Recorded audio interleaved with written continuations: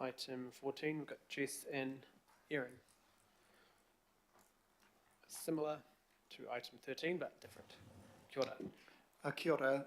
Good afternoon, Mr. Chair and councillors and IMSB members. It's my pleasure today to introduce to the committee Jess Rohami, who has led the completion of this plan change, and I'll leave it up to Jess to talk you through this. Thanks, Erin. Kia ora, Jess. I just want to, the talk button on the right. Yes, press it, okay. Today's agenda item relates to making Plan Change 71 and Plan Modification 14 operative. These are both council-initiated plan changes that came about following the removal of car parking minimums in February last year, which was a requirement of Policy 11 of the National Policy Statement on Open Development. So following the removal of minimums, there were a number of gaps and inconsistencies throughout the plan. So PC 71 and PM 14 proposed text amendments across various chapters throughout the plan to ensure that it could be continued to be administered in an effective and efficient manner. So both plan changes have gone through the Schedule 1 RMA plan change process. They went to hearing in October last year, where PC 71 was approved with modifications and Plan Modification 14 was approved as notified. One appeal was received on Plan Change 71. That was in relation to a text amendment that was proposed to a policy in Chapter E27, which is the transport chapter of AUP. That appeal has since been resolved via Environment Court consent order, which was issued in July. So we're now at the end of the process. There are no outstanding matters to be resolved, and as such, the recommendation to the committee today is to approve Plan Change 71 and Plan Modification 14 and to make them operative. Thank you for your time today and open to receiving any questions. Perfect. I think that's very clear. Jess, is there any questions on this one? Member Ashby. Sorry, just one quick one. I know that there was engagement with the Kaitiaki Forum and the usual, concerns around stormwater and stuff. Could you just take me through how that feedback was reflected in the... To be honest, that was before I took on the plan change, so I wasn't fully involved with that. I know that all iwi were notified of the text amendments. There were no submissions received. But I wasn't involved at that stage of the plan change. Thank you, Member Ashby. Right, could I have I think that's all, no questions. Thank you both for the presentation and the work on this one. Could I have a mover? Deputy Chair, Angela Dalton, seconder.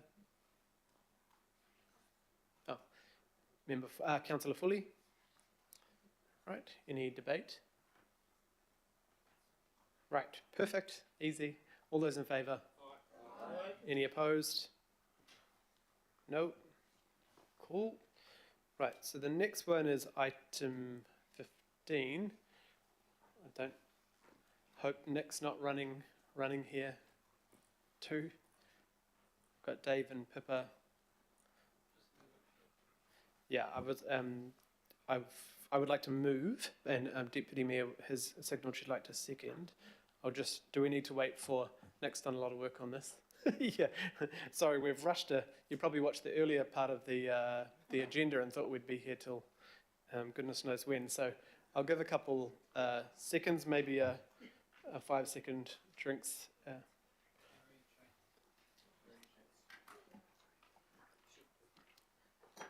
To this one, oh sorry, just while we're waiting, just to let you know, thanks Nick, sorry that we rushed ahead faster than you might have thought.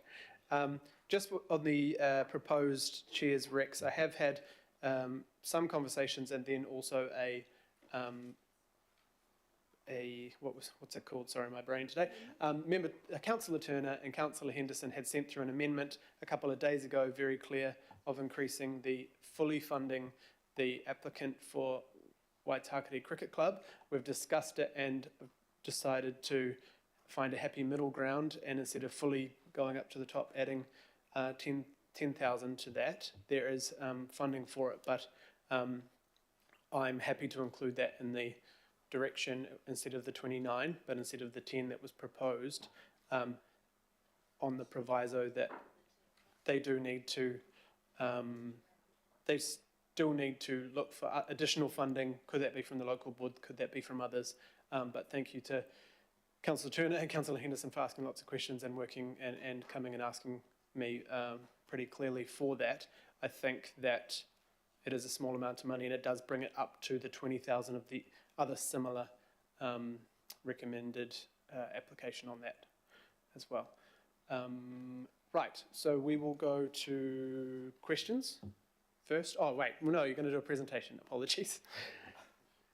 Right, just was explaining in case people wondered what the change was. So we'll go back to the beginning of the item and go to presentation and discussion, then we'll go to questions. Kia ora. Kia ora koutou, ko Dave Stewart Takaunga, so I'm the General Manager of Active Communities, and Nick Harris will be doing the substantive presentation of this item, and we've got Pippa here as well, who's the Manager of Sport and Recreation. So I'll just do a quick intro for you here. So this item is about the Sport and Recreation Facilities Investment Fund. So this fund was created through the 2018 long-term plan, and the purpose for it is to, I guess, address some of the sport and recreation infrastructure challenges that we have around the region. So making sure that we're working with the sports sector to make sure that we've got the right facilities in the right places to enable quality participation experiences for our communities. It seeks to respond to the changing participation preferences that we have seen within the sector. So as time's gone on, there's sort of been some movement away from some sports that were the more popular activities of the past into other sporting endeavours and also some recreational opportunities as well. A principal purpose behind this fund is to not just have council being the sole investor into these facilities, it's to grant funding to external parties, largely sport and rec organisations, and then have them seek leverage funding from the broader giving market that there is out there. So it's to return a really good value for money proposition to Auckland Council by leveraging other investment out there in the market and ultimately supporting our sport and recreation sector to have a really strong voice in what type of facilities they need and what locations. And the primary purpose of this is to support, I guess, participation. So to really help Aucklanders live that active and well lifestyle, to be able to have the appropriate opportunities in their local communities and to be able to really see the benefits that come with living an active lifestyle, which obviously is around the physical health. It also has really strong mental well-being outcomes and has really good outcomes in terms of the social cohesion, the bringing communities together. So this fund is a really key way that we do that. In this financial year, there's a $13.4 million budget available for these processes, and Nick will talk to you more about that and the process that the team have been through to bring these recommendations to you today. So thank you. Kia ora, Dave, thank you. Chair Hills, councillors, IMSB members, ngā mihi nui kia koutou. Ko Nick Harris toku ingoa. I'm the Sport and Recreation team leader. And yes, we're here to speak to the agenda report. There are two purposes for the presentation and for the report. Firstly, to allocate the Sport and Recreation Facilities Investment Fund for 23-24, and secondly, to approve amendments to two existing grant recipients. Just moving to a quick review on the performance of the previous funding rounds. So far, since the first funding round in FY19, we have allocated grants to 48 projects. Made allocations to 48 projects. That's 43 grants and 5 council-owned projects. We have allocated 29.6 million and paid out 15.37. And achieved a leverage investment of $2.20 third-party investment for every dollar invested by council through the fund. Just a quick note on that figure, we've given you the most conservative leverage figure there. We think that there's, depending on the interpretation of leverage, where you count it from, that figure can go up significantly. Just for instance, if you remove the 5 council-owned projects, that leverage figure would go up to around about $3.40 or so.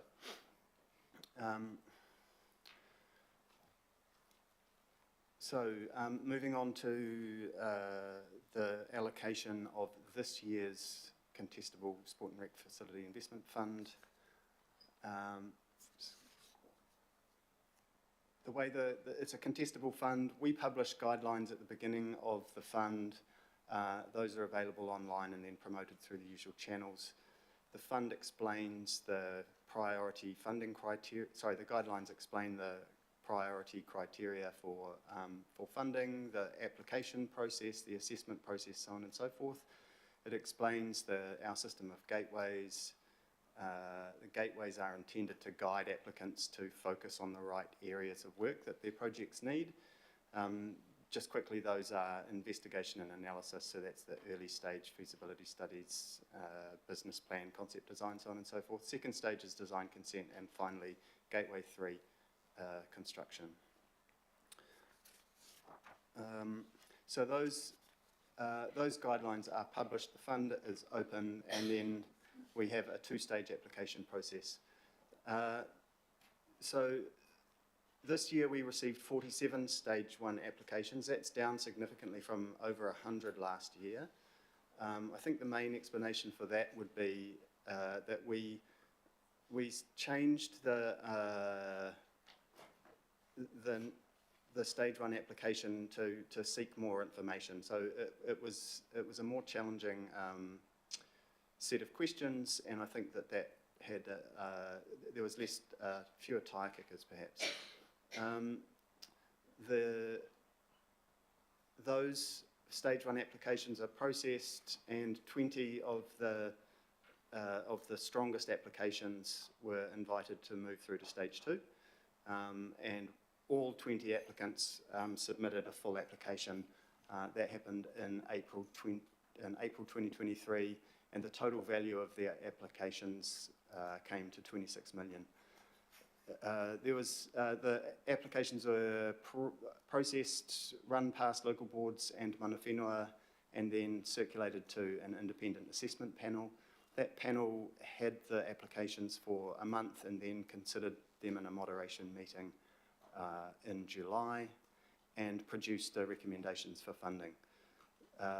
Those recommendations were workshopped with the committee in August, and that is how we come to be here today, seeking a decision on allocation of the fund.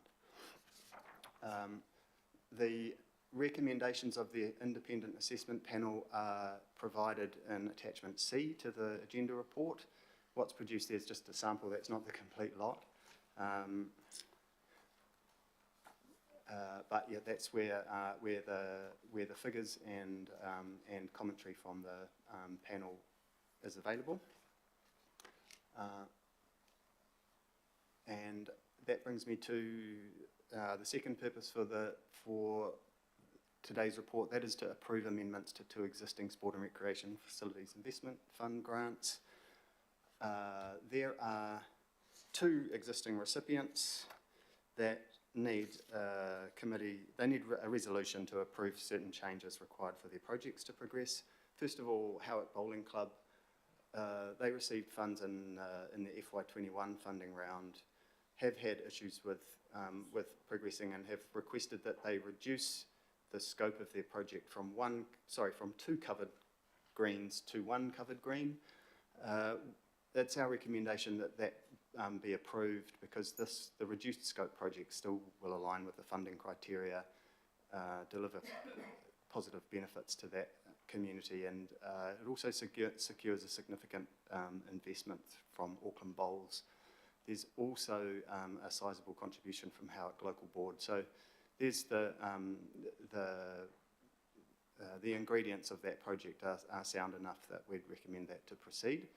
The second project is Auckland Hockey Association Incorporated. They received their significant grant in last year's funding round, FY23. It has come to light that is their intention that the facility, once completed, will be owned by Auckland Hockey Facilities Trust. In order for the contracts to work and for council's investment to be properly protected, we need to make the grant to the owner of the facility. So we're recommending that that the recipient of the grant be changed from Auckland Hockey Association to the Auckland Hockey Facilities Trust. This is at the request of Auckland Hockey, and it's our recommendation that proceed. So that brings me to the end of my presentation, and be glad to take any questions. Kia ora. Thank you very much. Very clear, Nick, and thank you for also doing those drop-ins for members of the committee to drop in, ask more deep dive questions, and understand some of the applications and where also this policy has come from, and where the grant focus has come from. So that was really helpful for many of the members of the committee, so thanks for adding that additional bit of work. We have a question so far from Councillor Williamson. Yeah, Mr. Chairman, I want to just raise a few things about the decisions taken here, and first of all to say I want to, like the other councillors, I'm going to move an amendment for one thing, and I'll explain it in a minute. But the first thing I wanted to ask the officials, are you aware that well over half of all of this funding round, well over half of it goes to one ward?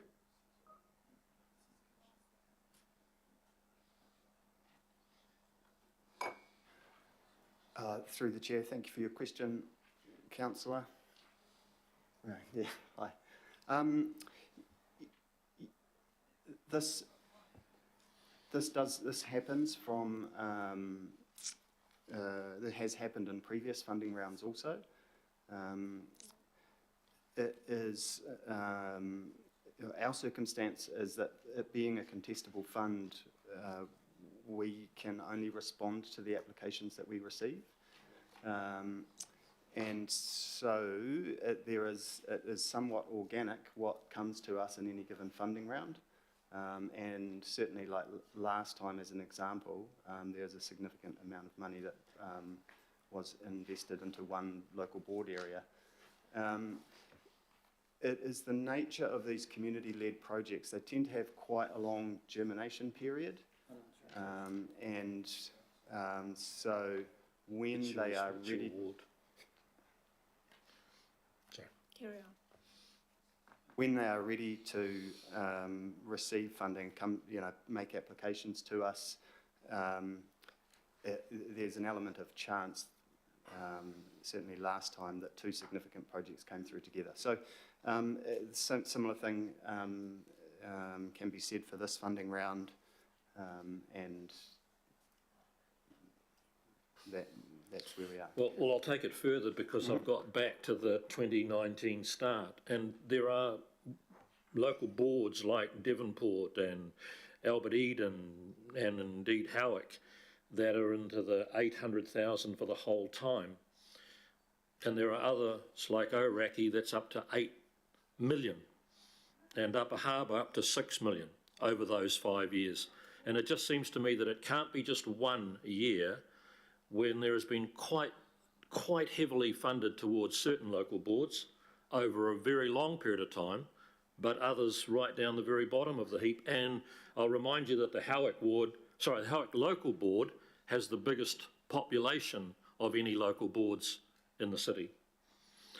But what I wanted to do is say to you, I accept that the project called the Howick and Pakuranga Community Sports Centre is not shovel ready or construction ready for the project it's going to do. You've made a determination of 100,000. It's going to be my intention, and I know Councillor Stewart supports it, to at least make that 250,000, which means they can get on with doing the design work that's needed, and then they'd come back for another year's round. Now, before anybody thinks that this is Howick and you're a... Councillor Williamson, we're just still in question time at the moment. if you just want to maybe ask a question about that funding to get some, do I do the amendment now or do I do it when we get to the? it's after question time, so it's part Okay. of the debate. Okay. But are you keen to understand how it was come to the 100 grand or what? Well, no, I see they say in there that they're not construction ready. In fact, I've got the exact wording about it's not up to GW3 construction ready. We're going to give a partial funding to allow funding to support confirming leases, designs, consents, governance, costings and timelines. So I do know why. All I'm telling you is when I spoke to the people this morning, both the chief executive and the chairman, they said, if we just got the 250, we could begin the design and the consents and everything. 100,000 means we actually can't even get started. And that's why I'm going to move the amendment. Thanks.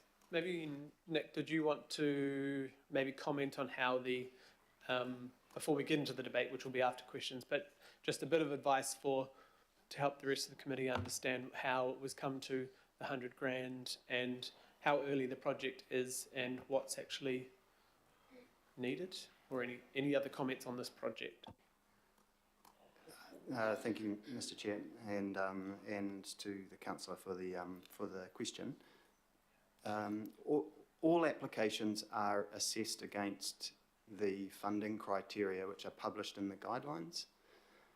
Those funding criteria are in themselves informed by a suite of policies that have been adopted by council, including increasing Aucklanders' participation in sport investment plan and the Auckland strategic, sport and recreation strategic action plan. So alongside, inside the criteria, there are a number of things that we're looking for in terms of a project's eligibility and its achievability and alignment to the criteria. So wherever an application might come from across the region, it gets treated the same and is expected to provide evidence, sufficient evidence to show that it aligns to the criteria, that it's an eligible project, and that there's an achievable project there. Once the panels, the independent assessment panel, sits down together, having reviewed the applications, they discuss their thoughts about how an application is eligible, is aligned, and is achievable, and then make a recommendation on A, whether or not it should receive any funding at all, and then B, what is a suitable amount of money given the panel's views on where the project is up to. In this particular case, it was the panel's sense that there were what we would call Gateway 2 criteria that were, it's Gateway 3 criteria. So work in design and consent works that hadn't been completed. There wasn't evidence that certain things were in place for the project to receive the construction funding that had been requested. And so that this particular figure was decided upon as a contribution towards the costs that the immediate costs that they're likely to face. That's the panel's recommendation. That was what we brought to the committee in workshop and is now, informs the recommendation in the report. Yeah. Thank you. Go to Councillor Ferry. Questions? Now we're just asking questions on the overall. You can ask questions based on the amendment coming up too, but we'll just keep it on the overall, and then we'll come to the debate and go straight to the proposed amendment. Thanks. My question is on the overall, so that's helpful context. Thank you. So obviously I'm quite new to a governing body, but I was involved in local board land for a while, and I recall earlier iterations of this fund that came from the legacy councils. And I just wondered if you had any comment on how the system now is more equitable across the region than perhaps the previous legacy funds were. Where, no offence to my good neighbour in Oraki, but they used to get a lot more of the funds than Puketapapa, for example. So I wondered if you had a comment on that at all. Kia ora, thanks for the question. So through the chair, you're right, legacy councils had different ways of investing into community sport and recreation and facility asset development. Those funds didn't continue after the amalgamation of Auckland Council, and so they went into what's now LDI within local board land. So this is where this fund was created in 2018. So that's just a little bit of context of the journey we've come to this point. In terms of the allocation and how we look at the strategic drivers behind this and make sure that we're allocating it effectively and on an equitable basis, we go to the policy drivers that inform this work, and so that's the policy that Nick referenced earlier, which is the investing in sport, increasing participation in sport investment plan document, which has a really strong weighting on equity. So that's a key driver. It's the strongest weighting driver within the investment plan, which is the agreed policy from that's been adopted by former iterations of this committee. So that then informs the guidelines that are in the appendices to this paper that drive the logic model behind the allocation here and how the various projects are assessed against criteria to inform the recommendations. So there's a really strong weighting around equity. As Nick's pointed out, one of the challenges that we've got with this is that it's a contestable fund, so we respond back against the applications that come from our communities.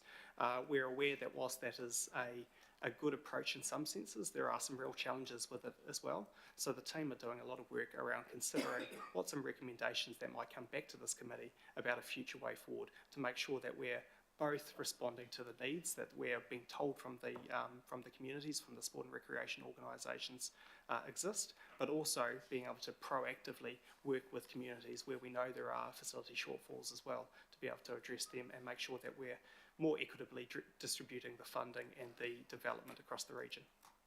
Thank you. Supplementary. So is it fair to say that one of the issues around addressing the equity over time is that a lot of these projects have really quite long timescales? I'm thinking particularly of the Auckland United club rooms, which took over 15 years to get off the ground.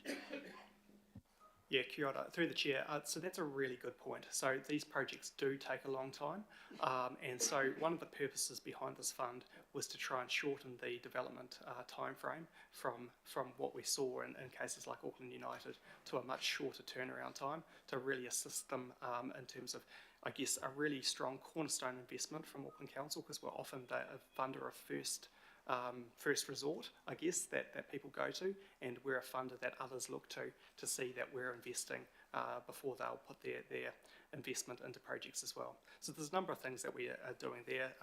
Also working with our partners in the sports sector around things like an investors forum, where there's opportunity for other funders to come together and to hear what we're all investing into in a non-committal environment, but a way of sharing knowledge between funders into the sector. So that's one way that we're looking to shorten the time frame, both with the advent of this fund, and secondly with other things outside that. I guess the final point is around the dollar figure that we see invested into different areas is probably not necessarily a really good determinant of the through time level of investment that will result, because what we see is we invest at 3 different points in the project life cycle here. So investment up front in terms of the initial gateway or the feasibility studies, investigations and those sort of things can be really hard to get elsewhere. And so it's one way that we're often the catalyst to be able to enable these projects to get started, to do some initial work to understand what their needs are, and then they can come back at supplementary stages for investment into things like detailed design and then ultimately capital development. And so what we need to do in terms of the context of an investment like this is look at it in the long term about the investment that comes out through multiple phases of the fund before we'll really see the reach across the wider region. And as you point out, sometimes projects do take a long time. Thank you. Thank you, Councillor. Very good question, and thanks for the answers there. Councillor Baker. Thanks, team. So questions on the kart sport. Just in the table there, it talks about that they don't align with the people and community priority criteria. Can you tell me what it is exactly that they don't align with, and how it is, and what data that was formulated on?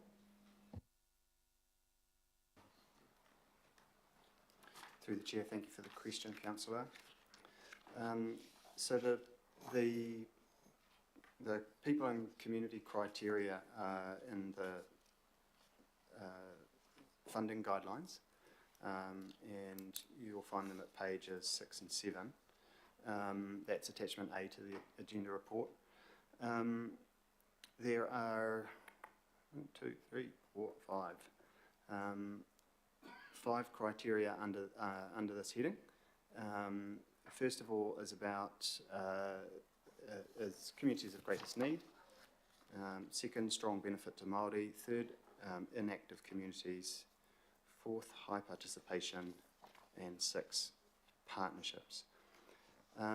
So it was the view of the panel, having reviewed the application, that although it understood the regional kind of context around Collindale Park, and that the kart sport application scores quite well on the other 11 priority criteria, that on the criteria under these headings, that it doesn't score well relative to other applications.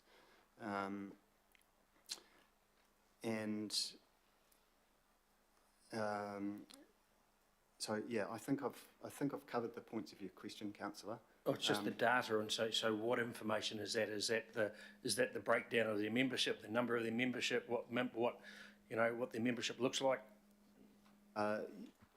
Through the Chair, thank you. It's the information that's provided in the application is what the panellists use to develop their recommendation. And in particular, they're looking at participants. So the people coming to watch, as an example, are not included in the participation impact, or the calculation of participation impact. So I think it's reasonably well understood that there's a lot of people involved in motorsport, but the number of people who are participating in the actual competition is relatively low. So that was I suppose the feedback that came from the panel was that that this is an issue that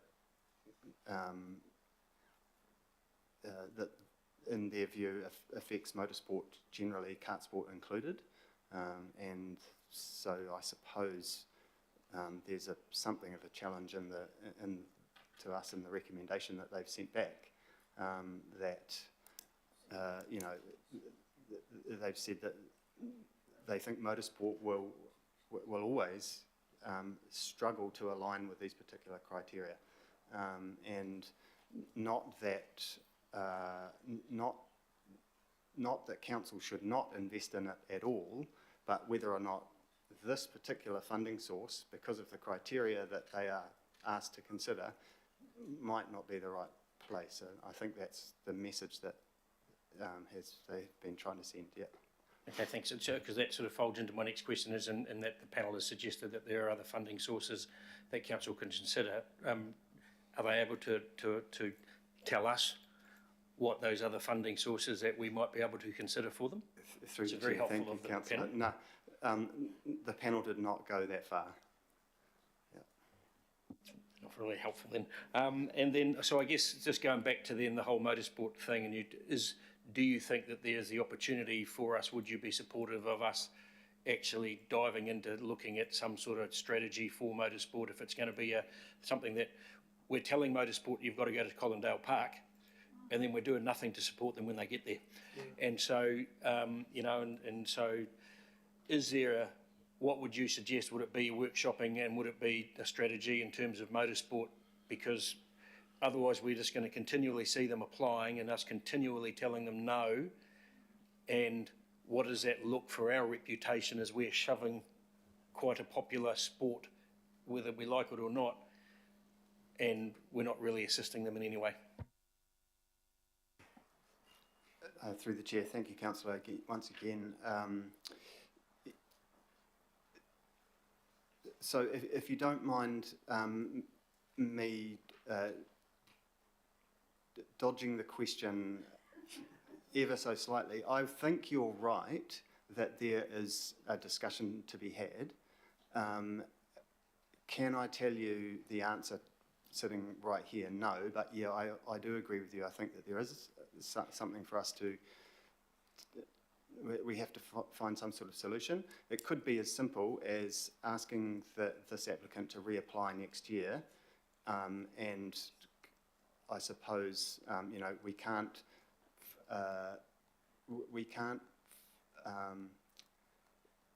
predetermine the outcome of the application, but we're still to set the guidelines and the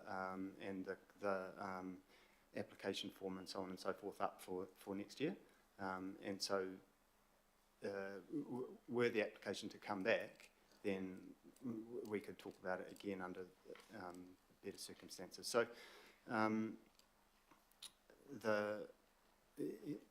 yeah, I suppose the answer, Councillor, is yes, we should talk about what a solution might be. And that's good, Matt. I mean, I was just floating something out there just to see, just to get it out there. Thank you, Councillor. Councillor Filipina. Thank you, Chair, and tēnā koutou katoa. Nick, I just want to get a supplementary question out based on Councillor Baker, and that is, did you say that it fit the 11, but it was only the 5 around that particular application? Through the chair, thank you, Councillor. Yes, I did. So if you're looking in the guidelines from page 8 onwards, you'll see, sorry, 8 and 9, infrastructure priorities and strategic and financial priorities.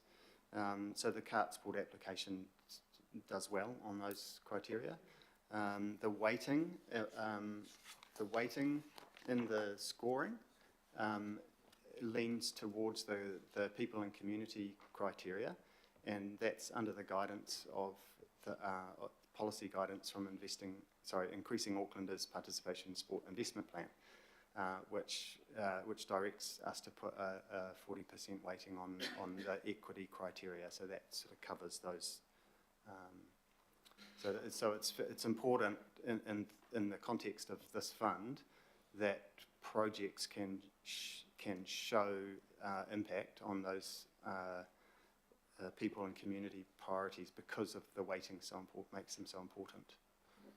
So just based on your answer, wouldn't it be advantageous for any increase in participation would be to help as much as we can if they're doing a development in, for example, Collindale Park, surely which is a regional park, surely whether it be go-karts or any other sport that's at Collindale Park, that the way to increase participation, if that is what they want, is to assist as much as we can.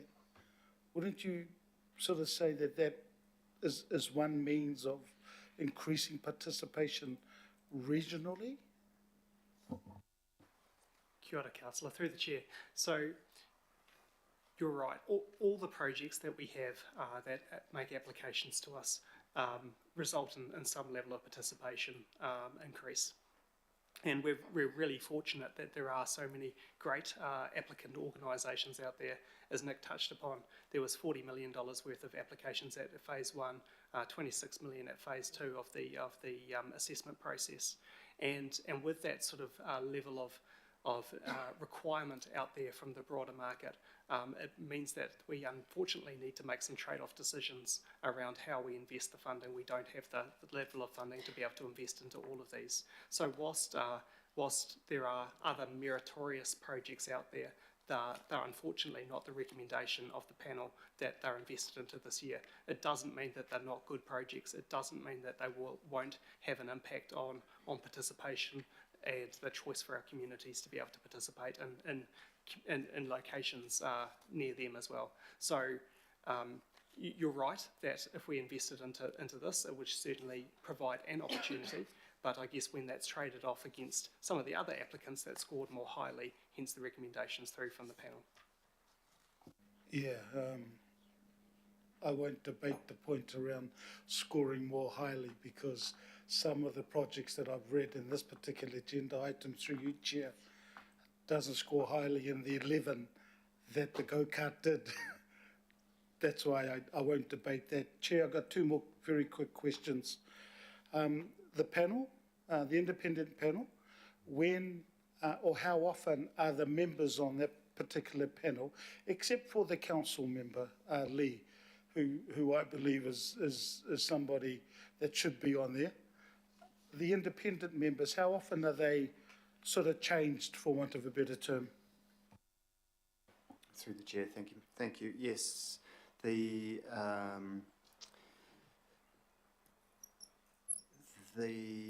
panellists this year have, there were two who sat on the panel, sorry, three including Lee, sat last year, and one who was new. We haven't thought about the constitution of the panel for the next funding round at this point. Okay, cool. Now, look, I want to go to what Councillor Williamson, his question, or the amendment that is possibly coming through. And it's, I think, if I've heard correctly, it's an extra 150,000. That's if I heard correctly, and I did, because Councillor Williamson is nodding his head. So what is the amount that was on the application for the detailed plan for them to get through Gateway 3? What is the cost that was in the application? Because I'm assuming that it would have been in there for them to get through to assist with the resource consenting process. Do we know the costs to that? Through the chair. So, Councillor, the application, this particular application, didn't break down the costs in that manner.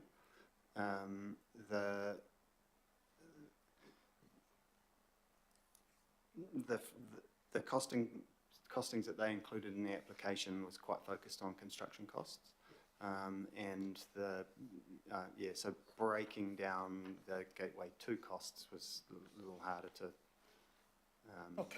see. Also, just I think probably to flesh the answer out a little bit, and to link it to my understanding of the panel's recommendation.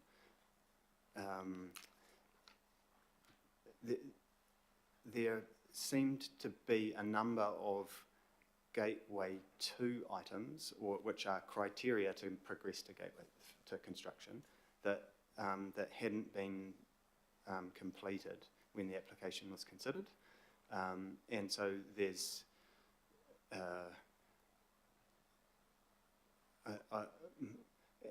the way I understand the panel's recommendation is there's quite a bit of work to be done, and they need to start at the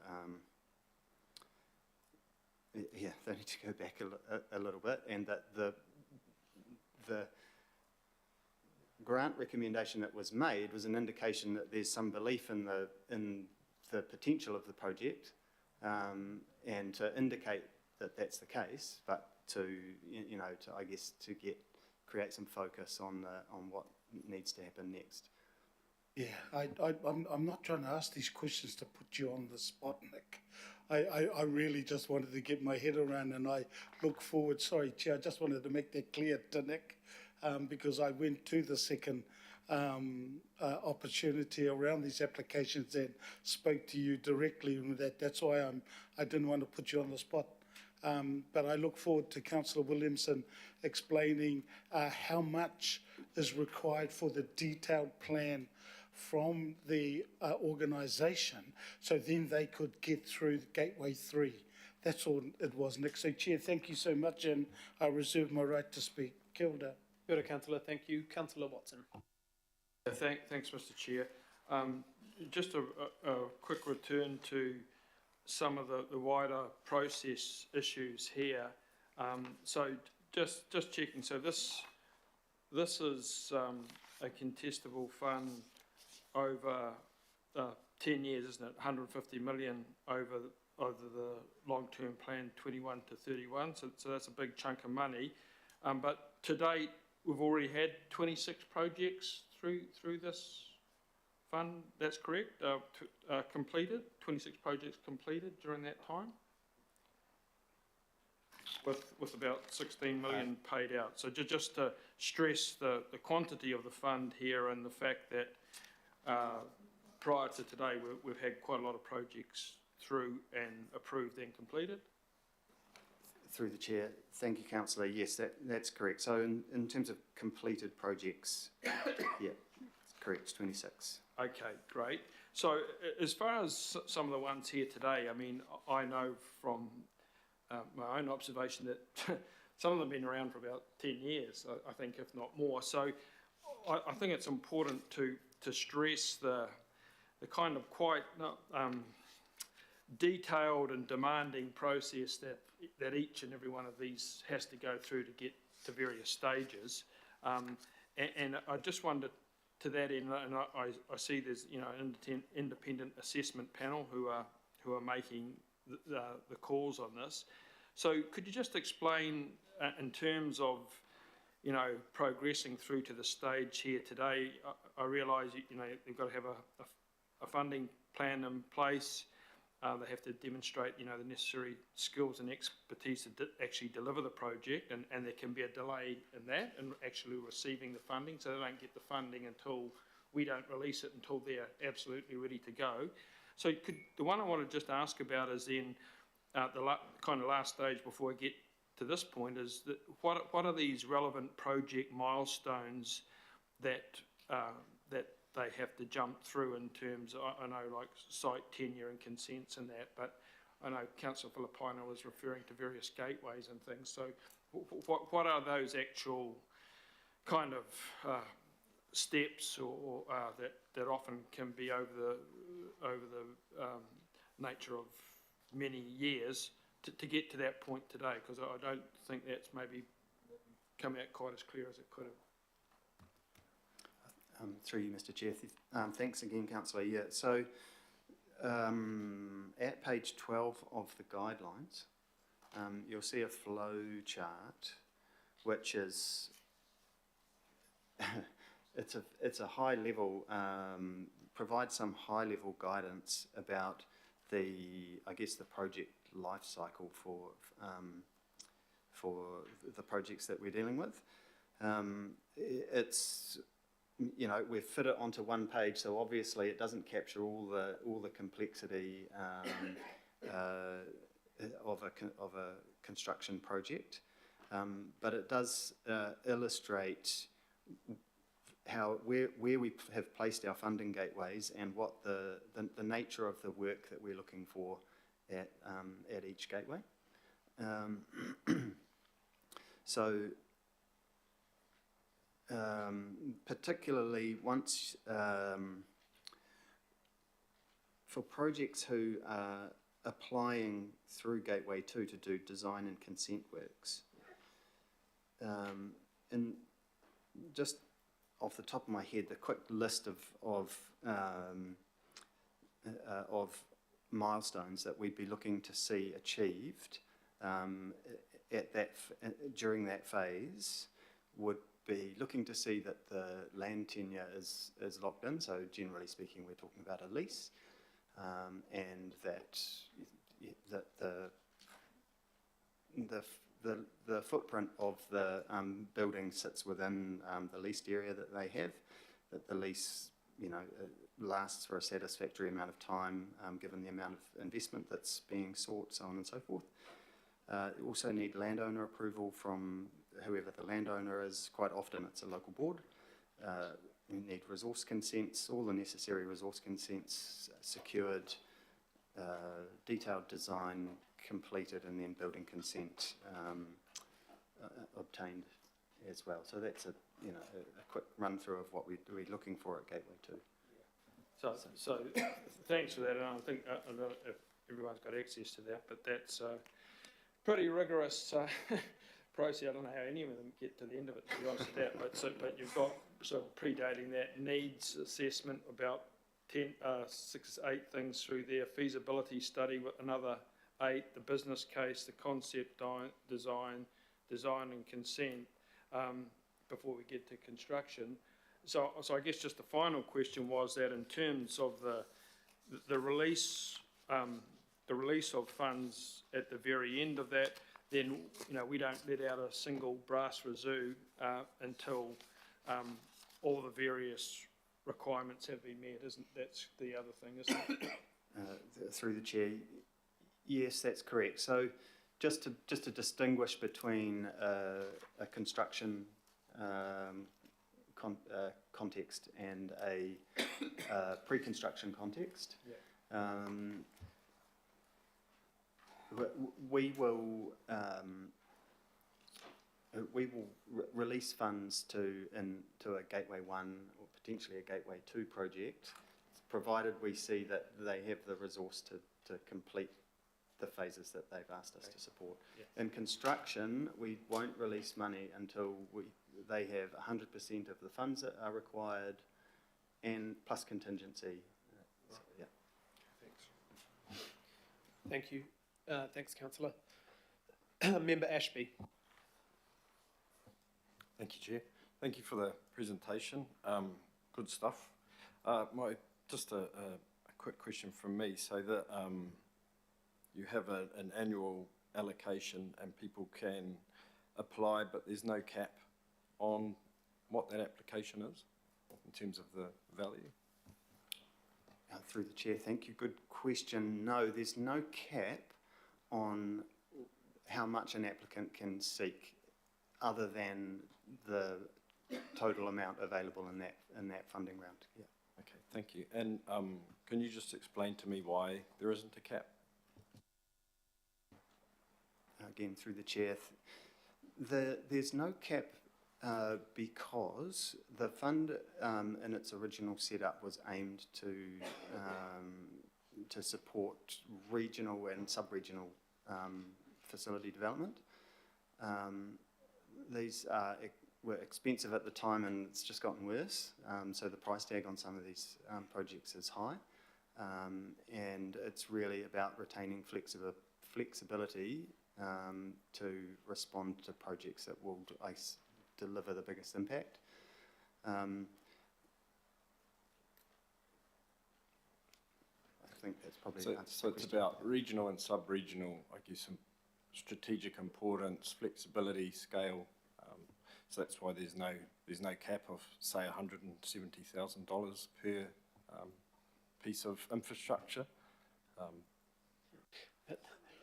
Nick may not pick up on the connection you're making with the Culture Initiatives Fund, which caps things out 170 for individual marae projects. So that's a very good point, member, and I think that is something that we should continue discussion through the Māori Outcomes LTP focus situation on why there are caps there and not caps here. So yeah, Nick might have wondered what that was, but yeah, good point. Sorry, were you finished, Member Ashby? Yes, cool. Thank you. Clever connection there. Councillor Bartley. Thank you. I wanted to ask about, it is the equitable distribution of investment amongst local boards. If I look at my local board, there's only been one, and that's One Tree Hill. But I have communities of greatest need in my local board area. I have demographics who are inactive participants of sport. And I know that I have sports organisations, community, groups that don't have the capacity to do this kind of application. So are they just going to continually miss out? You know, like we're just maintaining that inequity then? Like how can we address it? Through you, Mr. Chair. Thank you, Councillor. Yeah, I mean, you're putting your finger on one of the greatest challenges with this fund. That's not my local board area, that's governing body.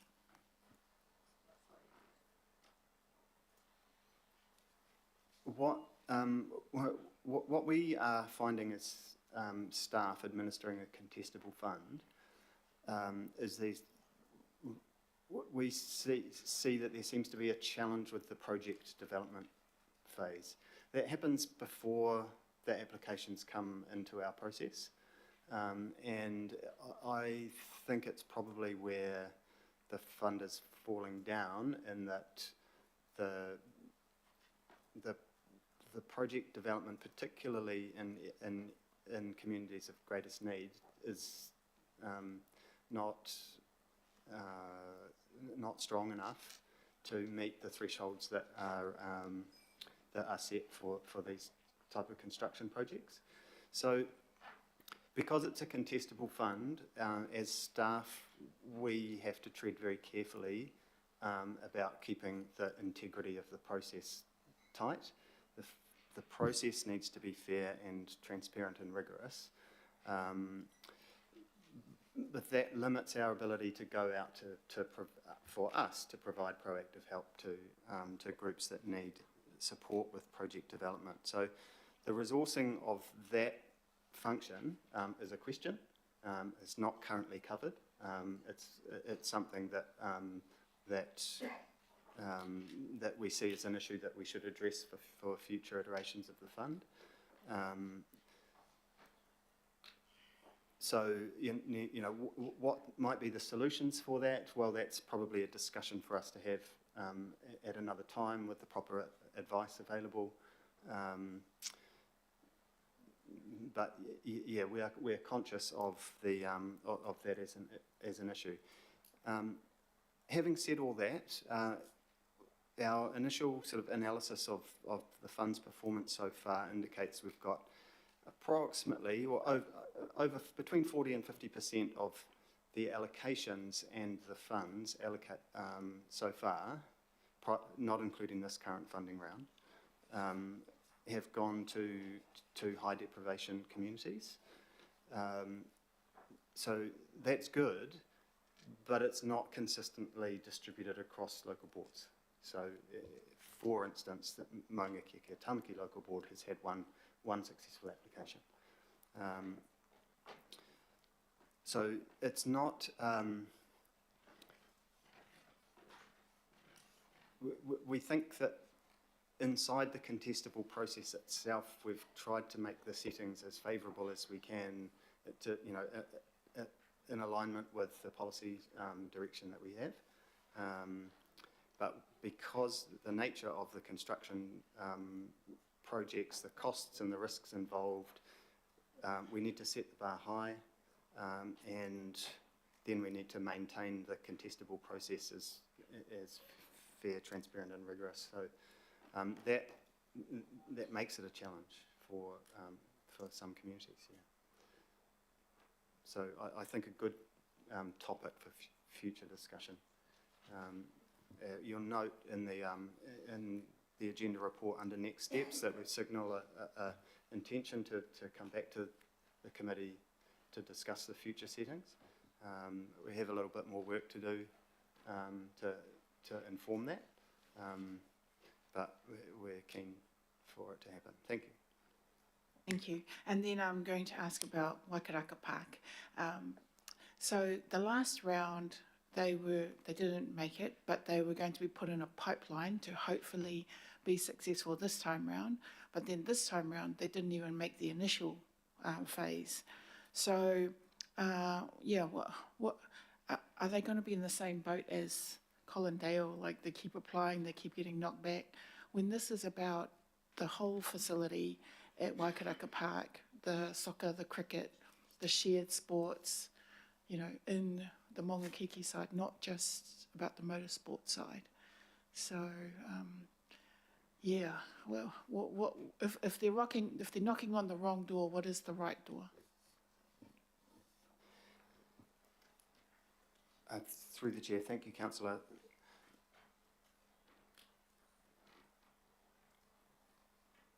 I'm thinking back to that stage of the process. The application from Waikaraka Park is admirable insofar as it proposed to include community provision supporting council sports fields.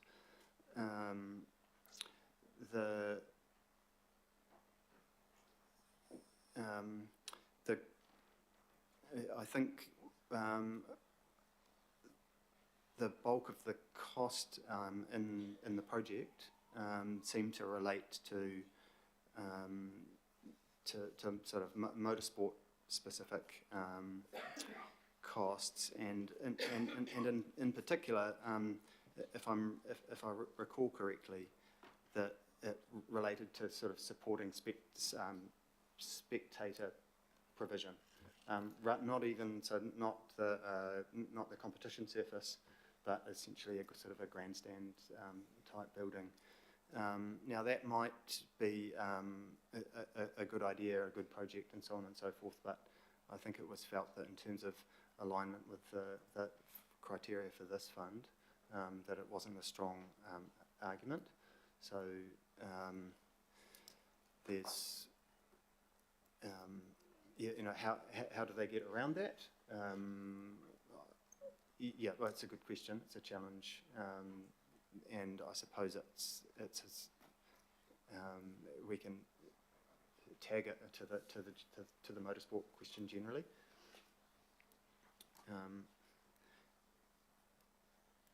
Yeah, and so perhaps it's a discussion that we can come back to you on to try and explore how can indeed I can make that offer to generally if councillors are interested in a particular project, trying to find a pathway, then we're happy to talk to you offline. Good. Thank you, Nick. And yes, Councillor Butley, I think we are probably verging away from what we had to decide today, and we could probably have another workshop like we had about the details that flesh out a more broader issue with where we think the fund is going, especially with the LTP, and how we can ensure that broader spread and things like that. Kia ora. Thanks, Councillor. We just need to do an extension of time. Mover, Deputy Chair, Councillor Dalton. Second, Councillor Filipaina. All those in favour? Aye. Any opposed? Cool, thank you. Have a question. Deputy Mayor has to go. Sorry, just a question to you, Chair. I have to go and I've seconded this, so if I'm leaving, I think somebody else needs a second. So my question, and I only second it because none of the things were in my ward, so I thought that putting my regional hat on, it would be nice to second. So if somebody else would like to second, sorry, I have to go. Your second can stay when you leave. Oh, can it? Yeah. Oh, okay, well, I'll second, there we go.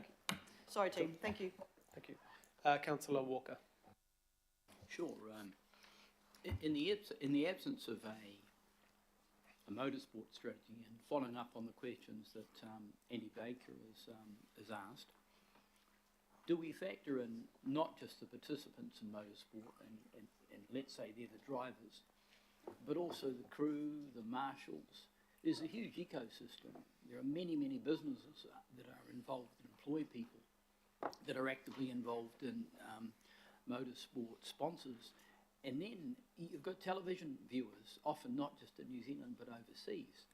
So how do you categorise participation across motorsport, which is quite different in many respects to a lot of other sports, and it also provides a career pathway to people like Scott Dixon and others. So, question. Through the chair, thank you, councillor. Yeah, so the definition of community sport comes from the policy document. So in the Increasing Aucklanders Participation in Sport Investment Plan, it defines community sport, and it's focused on active participants. And so, I think we try to translate that to the motorsport context, we would see that as the drivers. Okay, well, that's... The wider things about sorry, I apologise. The wider questions about viewership, about career pathways and so on and so forth are not a consideration in this particular fund. Yeah. Just supplementary, I would make the observation that a number of these people are actively involved. That is, the mechanics and all of these people, they're active, sometimes expending considerable amounts of energy. So, thank you. Thank you, Councillor. Councillor Turner, last question. So I'll make it a quick comment then. I keep listening to all this, okay? What do you think of the words unintended bias? Because that's what was running through my mind the whole time I listened to this debate.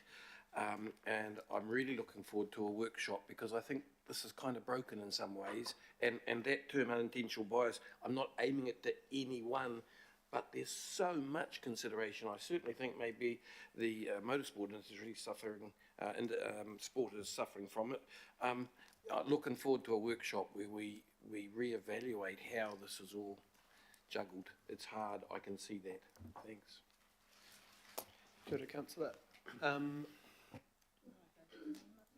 So just one question before I let you step back, before we jump into the debate, which will start with the possible amendment. Just on the item that's foreshadowed as an amendment, so the $100,000 was a contribution to starting the work. You know, obviously $6 million was asked for, but the panel had, as I understand it, decided it wasn't far enough advanced to progress, and this was about showing that we were interested in helping, but they weren't quite there. But they would be able to come and reapply for that, you know, future works.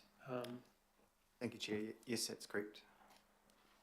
And we still didn't have any idea exactly how much sort of resource consents or the design work would cost at that point.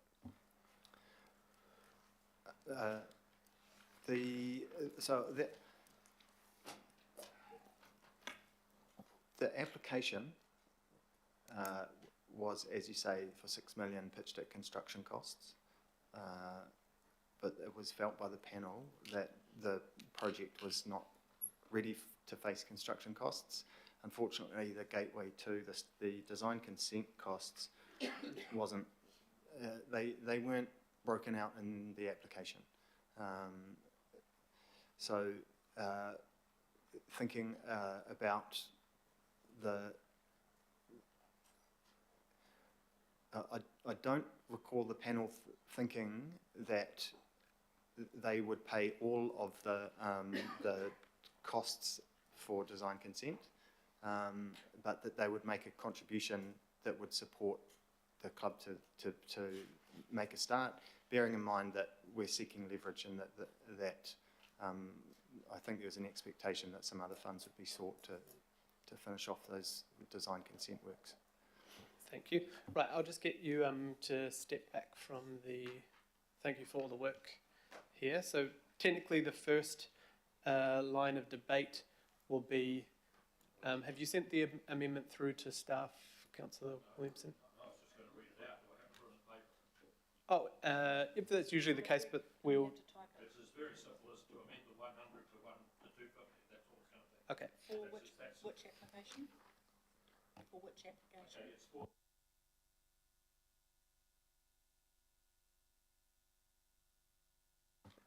Okay, so I'll just, so this will be your speaking turn, so if you want to speak to that, and then we can, then we'll be debating the amendment only. So this will be amendment by... Okay. Not addition, but it is replacing that, yep. Yeah, so the amendment will be to change the 100,000 that's in the funding allocated column to 250,000. First, I'm going to make a bit of an apology. I was unaware of this particular fund altogether until a few weeks ago. Seconder, sorry, Councillor. Oh, I'll second it. I thought you would. Yeah, and it was just absolute serendipity. We met with our local board chairman, Councillor Stewart and I did. He was saying about some things and about Howick Sports Club not getting up to construction ready approval yet, and we said, oh, okay, I didn't know that. Well, then we went down to meet with the new chief executive, and he said, oh, we're all ready to go and excited about it. And I said, well, I understand you don't meet the construction G3 gateway. And just all hell broke loose. Next thing, he's on the speakerphone to his chairman and the board. They were all expecting it. So look, we've all dropped the ball along the way. I will never let SRFIF go past me again in a year. It'll be on my bring-up diary. But I think our local board let us down. I think that the actual organisation themselves didn't do enough to counter some action. However, and I do believe there's a big issue that this body has to face with regards to equity, because historically some of you are missing out really badly and others are getting lots and lots and lots. And I would have thought one of the criteria or coefficients that should be added to all of them that are there now, I don't want to take any of them away, but one should be about what's historically been going somewhere and not. Now, this is an amazing project. I want to just give you a bit of an idea. It's to do with a very big multi-purpose gymnasium. The first thing I have, a number of you will be thinking, oh, this is for all the privileged people of Howick and so on. Absolutely not. A huge cohort of the people that go there right now and play sport and so on, Pacific Island and Māori from South Auckland, from Central, Onehunga, Otahu, teams of people that would never normally get to facilities are loving it, and the parents are there. It's probably the best community thing I've ever seen. It's not the rugby club. I want to stress to you now, this is to do with a whole lot of sports other than what goes on in the rugby club. Let me read you out a few of the ones that it will include. Volleyball, basketball, table tennis, futsal. I didn't know what futsal was, but it's indoor soccer, indoor netball. The big one, and I just want to explain to council, is this. Pickleball is now bigger in America than tennis. And where I lived in Santa Monica, the Santa Monica pickleball final, the first prize was $250,000 US to win the local pickleball. And so tennis players like, who used to come here to the Heineken Open every year, a guy called Jack Sock, he's quit tennis and is now just playing pickleball and earning several million a year from pickleball.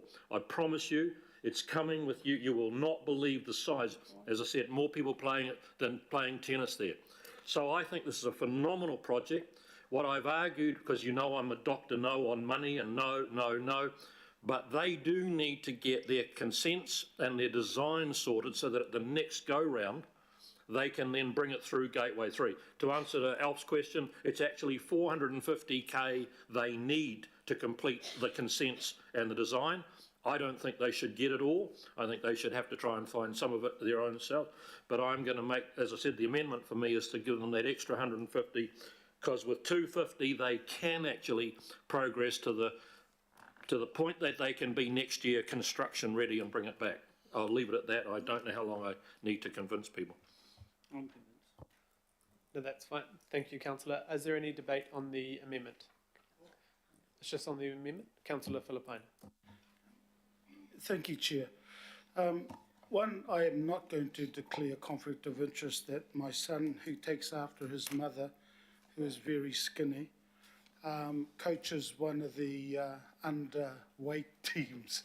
So I'm not going to declare conflict, but I just wanted to support what Councillor Williamson has said, which is I know I used to referee there. Yes, I used to run. I used to referee there as touch for many, many years. Was one of the first touch referees to end up going to Pakuranga Rugby. Actually, one round of touch, I actually refereed in my police uniform and got no arguments at all from both sides of the teams. They all just said, yes, sir, good decision. So I know the amount of people who go there, but also I know the ethnicity breakdown. And Councillor Williamson is correct. I also know that the actual detailed plan that is required here is around 450,000. I'm just saying, and look, I need to take my hat off to both Councillor Turner and Councillor Henderson. From a percentage-wise, that extra 10,000 I know is going to make a heck of a difference to the cricket club. And that increase for the 29 that's required is around 70%. But that $10,000, and I congratulate you both, is going to make a difference. But again, like this particular amendment, there has to be some more money that has to be found. That's the extra 9,000 for the cricket, and that's an extra 100 or 200, 250, 200,000 that has to be found by Pakuranga. And this is why I'm supporting it. Kia ora. Kia ora, thank you, Councillor. Are there any other comments? Oh, Councillor Foley. Kia ora, thank you, Chair. For me, this is a difficult one because I do support, supporting our community groups and our sports groups, and I'm really mindful. For example, we've got Colmar there, and the local board supported Colmar in those initial stages to get them to the point where they're at. So, thinking about Councillor Bartley's comments around capacity, my area is one of the areas of highest deprivation, and that capacity to be able to even apply is a really, really big issue, as officers have noted. And for me here, it's just the arbitrariness of this amount that we're being told. And I wonder why the organisation, Pakuranga United Rugby, who I'm sure is a great, great, great, great organisation, I wonder why they didn't provide that evidence in their application of how much it would cost for the design and the consenting. And I'm really mindful in my other roles, my other decision-making roles, my judicial roles, when parties come before me and they say, oh, it's going to cost me this much, and you've got two parties in a dispute arguing over costs, I always ask them for evidence. And if I don't have the evidence, then I have to dismiss their claims. That's sort of, the world that I come from. And so for me, it's very difficult to accept, especially when it's already gone through a process, a very robust process, through an independent selection committee. They've looked at all the criteria, looked at all of the evidence, looked at the applications, and weighed it up against the other applications, and then made a decision. So for me, it's very difficult to then come to this amount without seeing any evidence to prove that that's actually how much it would have cost. If our officers had said, yes, they'd given a breakdown and they'd provided evidence, and this is how much it was going to cost for that part of their application, then I might be more minded to side with the amendment. But that's not what's happened here. So I just wanted to make that comment, Chair. Kia ora, thank you. Kia ora, Councillor Bartley. Oh, thank you, Chair. My local board area hardly gets anything from this fund, only one. And this is the closest to my area. And I know that a lot of people in my area go to this facility. How many times I've had to go there for a 60th and a 21st, and I was surprised. I didn't realise that so many people from my community are connected to this place. So I'm following Councillor Alf, and I'm going to support you, even though you, Councillor Williamson, are always going on about money and cutting things. You are, and now here you are asking for an extra 150K. But I look past that and I look at the use here, who's needing it, who's using it, the community good that's going to come from it, and so that's what I'm looking at, because I know you're right about who's using that facility, and they fall under the groups of communities of greatest need and inactive participation. So thank you. Kia ora, Councillor. I'll just speak last on this, and I have listened to everyone. I guess my first concern would be I just would have loved if Councillor Williamson and Councillor Stewart approached me and discussed this like Councillor Turner and Councillor Henderson did. Then we got some robust information there about this, and I would have liked to have had that ability to get some and have some good discussions with staff. Normally the approach is that we support the panel's guidance. There's a long process that's been involved. Obviously 20 applications missed out completely, so we aren't even discussing the applications that missed out because they weren't far along the track. I do feel like we had been, because of the way the application was written, it's kind of all we can go from, and the way that it was focused on the construction, I feel I can't support. Definitely not that 150. It is it's larger than the considered offer from the grant itself, the proposed grant. So I guess for me, because the staff don't have a clear idea of exactly how this will be spent, I couldn't support it at this point, whereas the Waitakere one is obviously a much smaller amount, $10,000, but was pretty specific to where we are. I do believe this will come because we are giving $100,000, which is a lot of money, to this application to help get them to the next spot and make sure that investment continues. But for me, I couldn't support it for much similar reasons for what Councillor Fully said, just the way it's come. So I do understand the passion behind this, but we do have to look at the process to get here, and that is a significant amount compared to the proposal. So I will move all those in favour on the amendment. Aye. Any opposed? No. So I've had a division called for. I don't think it was clear on the voices. So this will be support or opposition to the amendment. Thank you, members. Chair Hills. No, sorry. Member Ashby. Yes. Councillor Baker. Yes. Councillor Bartley. Yes. Councillor Dalton. Against. Councillor Darby. No. Councillor Ferry. Against. Councillor Filipina. Aye. Councillor Fuli. Against. Councillor Henderson. No. Councillor Lee. Aye. Councillor Leone. Against. Councillor Newman. Yep. Councillor Sayers. Or. Councillor Stewart. Yes. Councillor Turner. Yes. Councillor Walker. Yes. Councillor Watson. Councillor Williamson. Yes. Kia ora. So that was 12 to 7. 12 to 7. So that will go to the substantive. I think we will have to change the top line figure Yeah, so what's that? to 150 extra to the...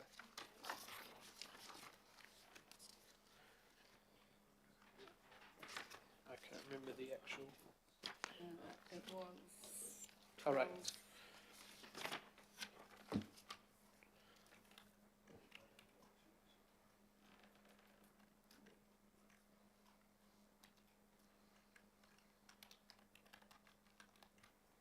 13,040, is that right? Yeah. Yes, that's the... So it's 880 plus 10. Yep, 13,030. Oh, 040 with the 10 Yep. for the other.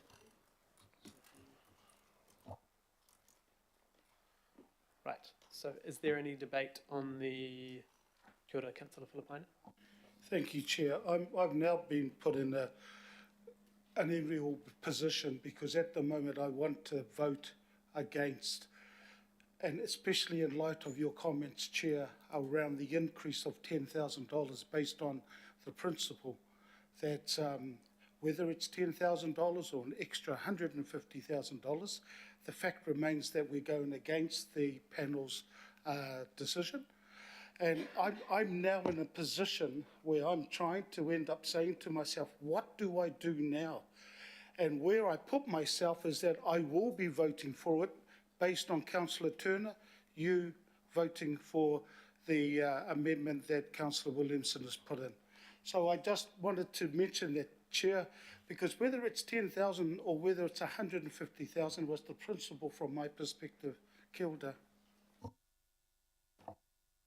We're not voting on an amendment, it's just the overall... No, I'm talking about what you said around why you're not voting for the 150, but are supporting the extra 10,000 for Henderson.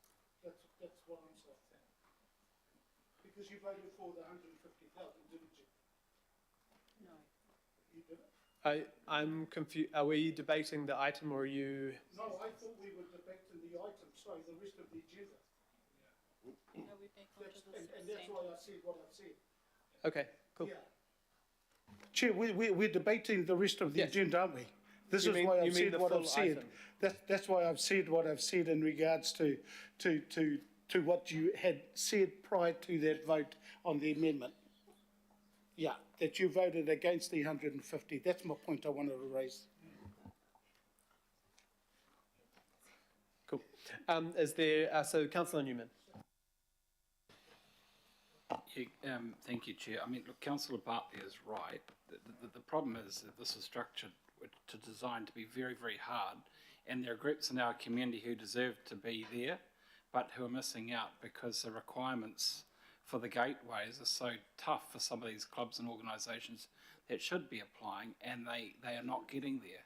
And the hard bit, Chair, is that I mean, I think that it would be helpful for Nick and the team to sit down with Councillor Bartley and to work through a list of potential applicants and then see what support could be got to undertake the needs assessment to get through those initial gateways, which, I mean, the application round I think opens up in November, in January, and that's, but the preparatory work that needs to be done now is quite important. I would like to see some of those projects that she's referred to get up. The other thing, Chair, is whilst Colmar has received funding and that's good, I know there's a shortfall. I had wondered if there was an opportunity for us to be able to expend a little bit more if there was a shortfall and under allocation against what could have been delivered. But actually Colmar, it looks like they're getting the amount that they applied for, but I think there is still a gap there. I don't know if there's going to be a further application next year for Colmar, but I think that should happen, because a bit like Pakuranga Rugby Club, the Hauakan Pakuranga Community Sports Centre, which I know about as well. It's a fantastic facility. Colmar too is a real cornerstone in that part of the world. I'd like to see that up as well. But thank you, Chair, for facilitating the discussion. I think it's been interesting, but I do think that there continue to be challenges in terms of those initial gateways that are preventing some really worthy groups from getting up into this debate, and I think that Councillor Bartley would benefit from having the time if Nick and the team could provide that to her so that she can work with those clubs in her ward to support applications. Thank you. Kia ora, thank you, Councillor. Deputy Chair Dalton. Thank you, Chair. Look, I just want to go back to having a discussion around the policy going forward. And I say that in the context of the changes or the decisions we've made recently around council not investing in new facilities, and also the context of the local board plans, which I think gets lost because the funder, the third-party funder, we're at their whim as to what they're going to fund. Yet we might find it's not a priority in the local board plan for that area, and it's not even a priority in our own strategic facilities plan. So there's a bit of a rub there, you know, if we're trying to achieve what we see as one, equity around sport, around the number of participants, and I take the point that sometimes we don't get participants until something exists, but we've got to get some sort of context around local board plans, third-party funders, and our own strategic outcomes in terms of the facilities that we have that we've agreed we're not going to build any more of. So the policy is outdated. The policy is perhaps not, it might be achieving equity in some board areas, but within that board area, is that equity actually right? So I'd welcome, whenever the time is right, to have a discussion around policy, because otherwise we're going to continue to get a bit of a mismatch in the facilities that we're funding against actually what the need is, because the facilities might be very, very popular for a minority group or for some other reason, but not actually delivering on the broader outcomes of the participants. Thank you. Kia ora, thank you, Councillor. Councillor Foley. Kia ora, thank you, Chair. I just wanted to add on to the kōrero by Councillor Newman around that work going forward with the team to help our groups that need that capacity building. In my experience, it's been the local boards that have stood in that gap. And it's been the local boards who have shown a desire to do that and have provided funding. But that's quite a big chunk out of their very small budgets. So if we can do something regionally, I definitely support that. Kia ora. Kia ora. Thank you. Councillor Henderson. Thank you, yeah. Look, we've had a discussion around process, and I kind of feel like I need to respond to that briefly, that, you know, I raised this issue that we had with this grant, as did Councillor Turner, at the workshop repeatedly. I raised it with the chair repeatedly. I worked with staff on this pre this meeting. We did everything that we could, Councillor Turner and I, to work on a solution that was comfortable and relaxed and more in line with what is a standard process around this council. So I find the comments, frankly, unhelpful around that situation, because, you know, correct me if I'm wrong, do correct me, because I didn't hear anything discussed about this particular amendment that had just gone through at the workshop, unlike what we raised. So we signposted this, you know. The other thing I want to talk about briefly is equity. Waitakere is about 10% of the population of the city. I just want to, you know, if you run through the fund, I don't want to be advocating for ward this and ward that and splitting things up. But if you do split it up, then you would find that Waitakere is considerably less than 10% of this fund. And we have never received, you know, a huge amount from this fund in my memory at all either. So, you know, I just find some of the comments pretty unhelpful, Chair, and I just wanted to say that publicly. Thank you. Good, thank you, Councillor. Councillor Ferry. Thanks. I'm going to somewhat reluctantly support the substantive. Obviously, I voted against the amendment, and I do have some concerns about that process. And, you know, noting we had a workshop, we also had a drop-in session that was done in addition. There have been email discussions too. So it is frustrating to have something raised at the last minute, as happened with the amendment. However, lost that on the votes, so then I turned my mind to, am I sufficiently against the amendment to vote against the substantive? And at the end of the day, I'm not, because there's a whole lot of really good projects that are getting funding in here, really good projects that unfortunately are also missing out on funding or not getting as much as we would like. I'd like to address a little bit some of the stuff around there's a real time lag with equity in this space. And that's one of the reasons why I raised in question time, and it's a shame not all members were paying attention to the answer to that, around how these funds used to work, and how over time they have become more equitable, but they still have a way to go. And the longevity of a lot of these processes means that if you start a project like this tomorrow, it probably won't come to us for funding for another 3 or 4 years at least, right? And that will probably be the feasibility study. So the projects we're deciding on construction costs for now are actually ones that often started 10, 15 years ago. Maybe less, but often that's that kind of time lag. So the work that happened in earlier terms to increase the capacity of many groups to apply for these funds has not yet woven its way through the system. And I guess I would encourage people to also have a conversation with their local boards.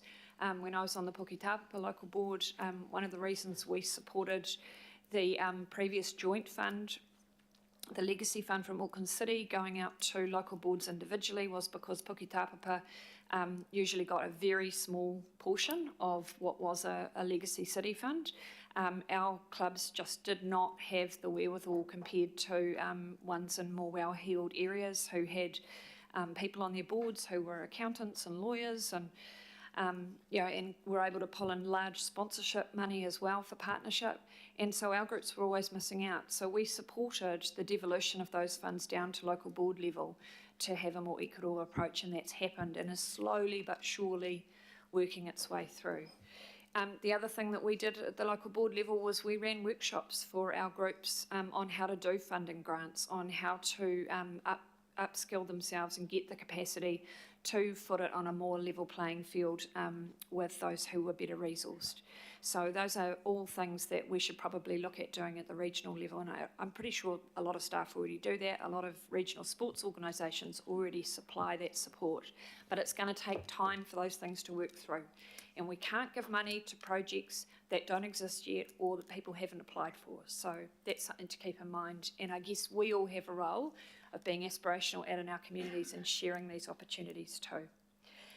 Finally, I just wanted to reflect on the independent assessment panel.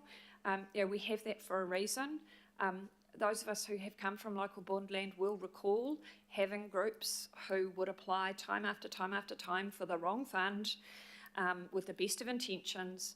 Local board staff, council staff would try to work with them on making them, how can you get your application across the line? How do we make it better? Is this the right fund? And some of them would still apply for the wrong fund time after time. And unfortunately, it looks like that sometimes happens at this level too. No one fund is going to be the right fund for every application. And I feel that way about some of the ones that we've declined. It's just the wrong fund, and that's the way we have to do it strategically. Thank you. Kia ora, Councillor. Thank you. Any other comments? Cool, thank you very much. Yeah, just briefly from me, of course I'll support these fantastic projects for our city. There was no animosity between the amendment. It has been approved. Councillor Filipaina, to his credit, did call me about the item. My concerns were still just on the two different changes there couldn't quantify what that extra money would be spent on, but I know the team will work closely with the applicant, and I'm sure they will come back for, hopefully, for the construction side of things, because that is a really, really exciting project for our city. We will work on how we can ensure the policy could be potentially updated or changed if there are concerns. As Councillor Ferry and others have said, though, this does rely on applications to come forward, and because it's contestable, it does put the staff in a difficult situation if we are helping coach or give advice. Obviously, people can come to staff for advice, but we need to be careful that we're not going out to seek people to put things in or give advice on how to give the best application. So we do need to look at how we can support our community better to do that, and how we keep our staff safe, that they are not picking and choosing applications. But I take that feedback on. Right, we will go all those in favour? Any opposed? No? Perfect. Right, we'll go on to, where are we? Item 16, our summary of planning and environment info and memos, workshops and briefings. Move. I'll move. Second. Member Ashby. All those in favour? Any opposed? No. We'll go to the forward work program.